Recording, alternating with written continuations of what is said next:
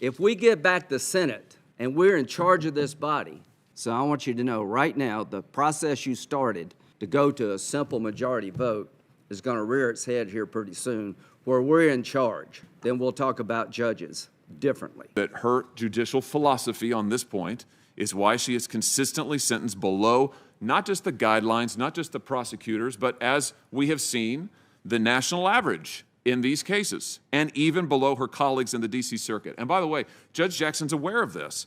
If you look at the transcripts of her cases, Judge Jackson, to her credit, by the way, she's very thorough. Judge Jackson frequently will ask the U.S. Sentencing Commission for data. Her own statistics, or really the Sentencing Commission statistics, revealed that she sentenced Cooper, in this case the defendant, to 41 months below the national average. I know that because she knows it. She cites it. It's in the transcript. Here's my point.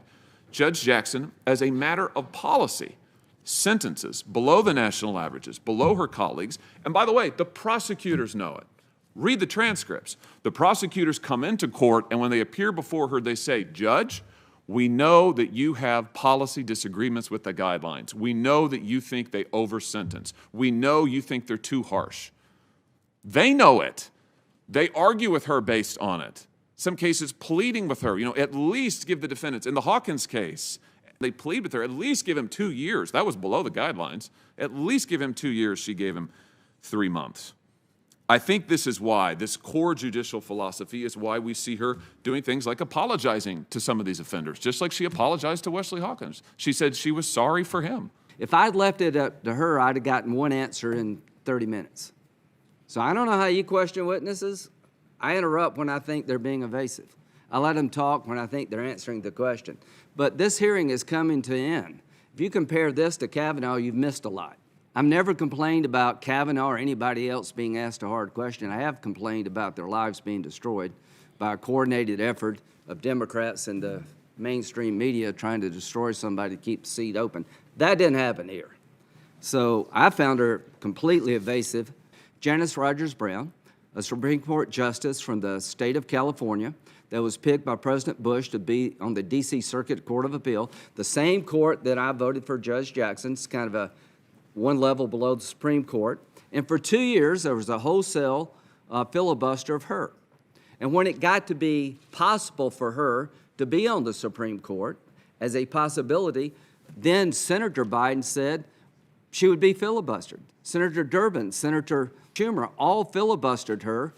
That's why Judge Jackson is the first African-American nominee to come before this body to be on the Supreme Court, because you made it that way.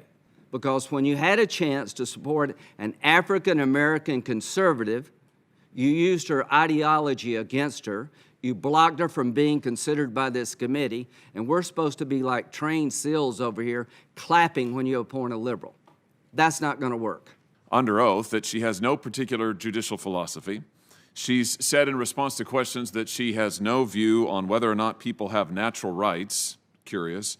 She told Senator Blackburn she can't define what a woman is, but the one thing that she seemed to be very comfortable saying quite definitively is that she thinks the U.S. federal sentencing guidelines for criminals are too harsh. She said it repeatedly here under oath. We've talked about it at length. Her record reflects it. Her consistent policy position is that the federal sentencing guidelines are outdated, they are outmoded, they are too harsh, and that criminals in general are over-sentenced. And I just have to say, I couldn't disagree with her more. She routinely says that she has significant policy disagreements with the federal sentencing guidelines. She's very open about this. I mean, this isn't a secret. She's very open about it. 100% of the time, she sentenced below the federal sentencing guidelines, below the prosecutor's recommendations, and we now know, frequently, below what the probation office confidentially recommended. In the Hawkins case, in the Sears case, in the Kane case, in the Hilly case, we now know she recommended below or sentenced below what even the probation office recommended in their confidential reports to her, and she did it based on policy. And for me, this is very key. This is a very thoughtful person. Judge Jackson is not someone who's just wandered in here. She's very accomplished. She's very thoughtful. She was on the bench for 10 years, has been on the bench for 10 years, served on the Sentencing Commission before that. She's given these issues a great deal of thought. And I think that her views on these issues as it relates to sentencing and criminal justice are very well considered. I just disagree with them very fundamentally. Here's the policy that she discussed with us and that she has repeatedly discussed in her cases. She says that she disagrees on principle. I'll vote no. I'm the first time I've ever voted against any Supreme Court nominee.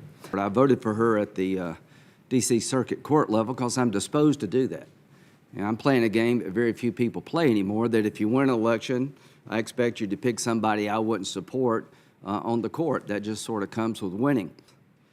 After 4 days of hearings, I now know why the left likes her so much. It became obvious to me why she was their first and apparently only choice. So there are people that President Biden could have picked that would have been in the liberal camp in terms of voting on the Supreme Court, and they could have gotten 60 to 65 votes.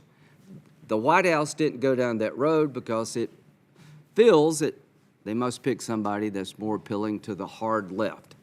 They made that choice. The immigration case that got to be sort of famous here was a decision by President Trump and his team to fully utilize expedited removal procedures. Judge Jackson ruled for the Arabella-funded, supported plaintiff. I think this was probably a tryout for her. And she was overruled by the D.C. Circuit Court of Appeals. Not exactly the bastion of conservatism. Well, she took the plain meaning of the statute, set it aside, did legal gymnastics to basically issue a temporary injunction. That, to me, says everything I need to know about how she's going to govern. She wants the outcome, she's going to find it. She's going to get it. Activist to the core.